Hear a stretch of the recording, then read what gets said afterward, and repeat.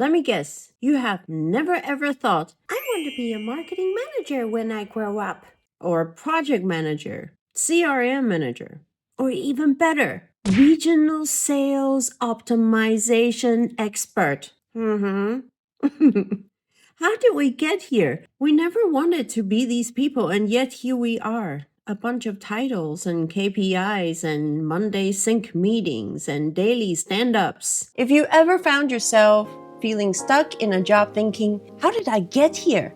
Then stick around because by the end of this video, you'll have clear, concrete, and practical ways to break free and maybe rebuild a life that you want to live in that feels like yours.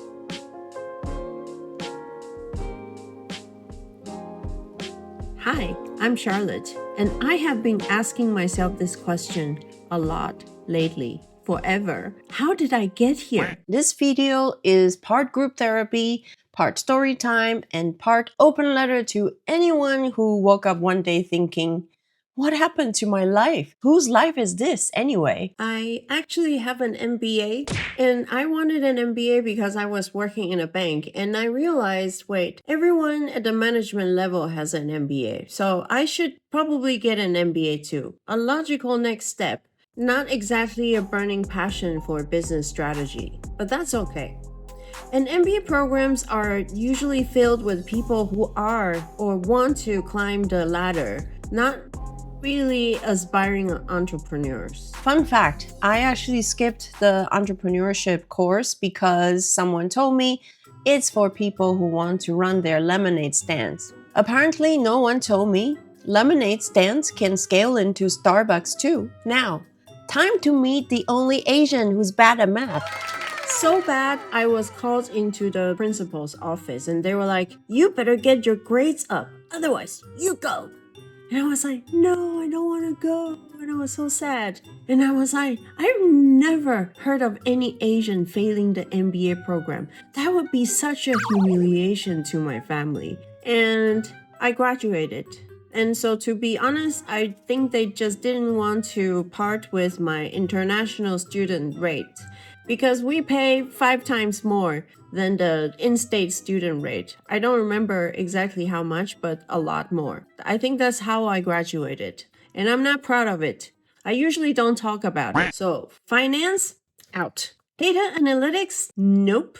I picked marketing because someone said marketing is the creative side of the business. What they didn't tell me is that marketing, well, especially digital marketing, is just finance with colors. So I got funneled into the math without spreadsheet department, conversion rates, funnels, attribution models, and tag managers.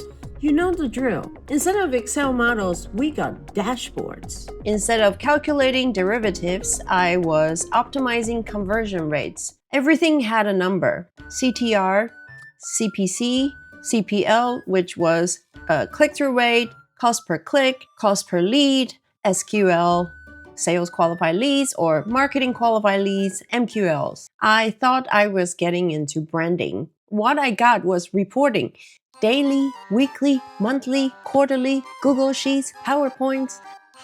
I was A/B testing the colors of the buttons like a caffeinated lab rat. Turns out, I really didn't love it.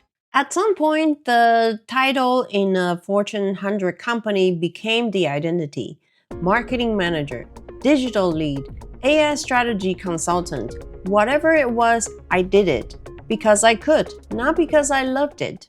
And every year that passed, this question got louder. Do I even like this? And then came the real question. Did I choose this? Or did I just become too good at adapting? Organizational psychologist Adam Grant calls this identity foreclosure. This is when you commit too early to a career or a role and stop questioning it. You stop updating your beliefs about yourself, even as the world and you both change. He gives an example of a linguistics professor who had spent years climbing the academic ladder, earning tenure, and becoming a department head.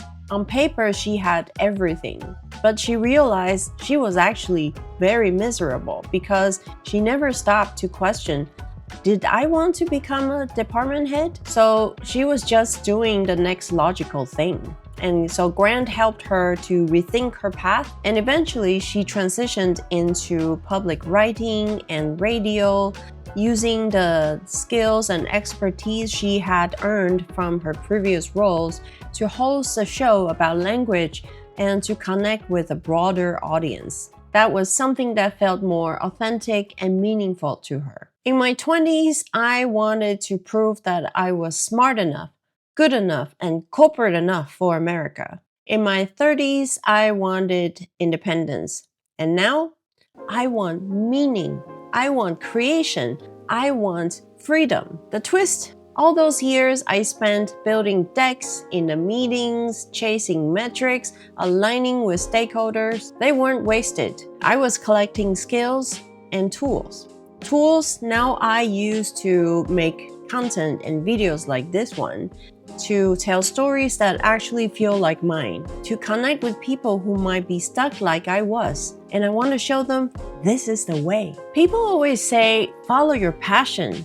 But honestly, I think it's more useful to follow your pattern. If you zoom out, you'll start to see it. Your choices weren't random. Maybe you weren't being flaky or lazy. You were just protecting something. And maybe you weren't lost. You were just collecting skills and tools. I used to beat myself up for not starting my thing earlier, but now I see it. I wasn't ready. I needed to become someone I could trust. I needed to trust myself. I needed to become someone I could trust first. And that took time and pain. You know, a few of those layoffs and divorce and what the hell am I doing with my life moments, those all helped. It's okay to change your mind. It's okay to admit, I didn't know better. And the most important part is noticing when something feels off, because that's your cue to check in with yourself. If you're feeling that too, here are 3 things you can do next. The first is to reflect on what matters to you the most now. Is it creativity or autonomy or stability or service for others? Motivations change, and that's okay. The second is to identify your patterns. Which projects or roles energize you the most and makes you the most excited? And which projects or roles drain you? Find a common thread. The third is to define what good enough looks like. Not everyone wants a YouTube empire. I wouldn't mind. Or a $1 billion startup. It's okay. Sometimes happiness is just not faking it in the meetings. You have probably heard of this Japanese concept called ikigai. It's supposed to be the sweet spot of what you love, what you're good at, and what the society needs and what you're getting paid for. Sounds great, but it was stressing the heck out of me because here's the thing. Not everyone needs to have their ikigai as their day job. It can be a weekend project, it can be a midnight hobby, or just a shared moment with someone. Your job can fund your art. That's a new concept. You can have a job that funds your hobby. Your job can fund the art, and your art does not need to fund your life. And your life is not just your job. Imagine entering heaven's gate and God awaits and God asks you, "Who are you?" And you said, "I am an accountant." That would be tragic. I would mourn for your loss. You know what's cooler than crushing it in a job you secretly hate? Building a life that feels actually more aligned, even if it's messy and wacky and abnormal. That's what I'm doing. Living an abnormal life. No. I'm building this YouTube channel, for example, slowly, imperfectly, but beautifully. And I'm still working full-time. So if you ever find yourself asking, how did I get here? Well, guess what? You're not alone. And better yet, you're not stuck. You're just collecting tools. Tools that will make sense one day. If any of these resonated, please comment below, share your stories, and hit the subscribe button. I'll be sharing more of these stories about how I'm rewiring my life one mindset shift at a time. Changing mindset, reframing, rewording my own sentence. Let's build a life we don't need to escape from anymore. See you in the next video.